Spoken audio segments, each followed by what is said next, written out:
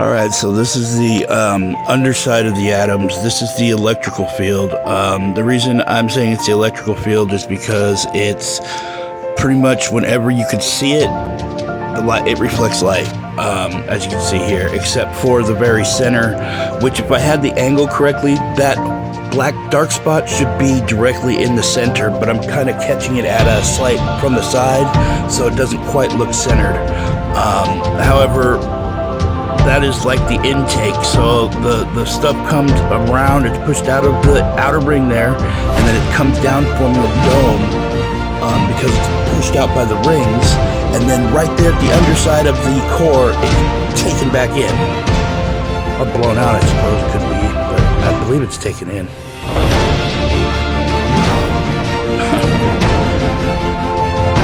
Yeah, we would notice there was some type of force, and that's what gravity is. It's that intake, is that hole. But the only thing small enough to go back into the atom is the charge itself. So nothing else can actually fill that hole except for the charge, or charge itself. So that would be how we could affect gravity, is by stopping that pull of whatever is pulling. So we're pulling at stuff is pulling at us, everything's pulling at, everything, basically.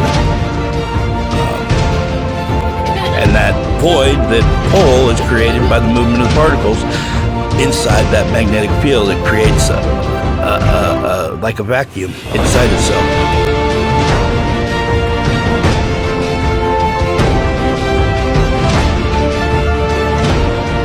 These are from water molecule.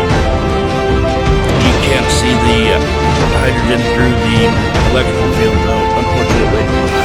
You can only see it from the top side where the magnetic field is. And the magnetic field is invisible. But yeah, this is the bottom of a zinc atom. You can see the hole is quite a bit larger than the previous one.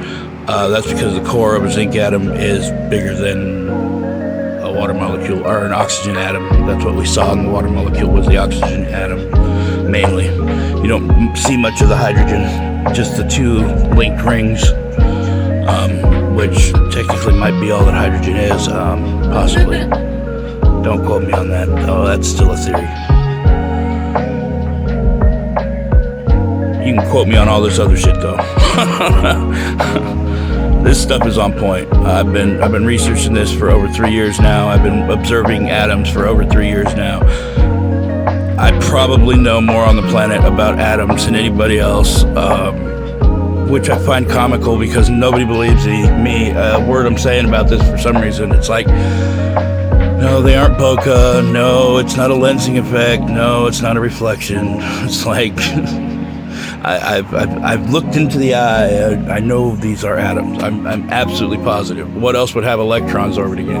What else would have a core like that? What else would have, various fields? What else, it's so obvious that it's painful to me, actually.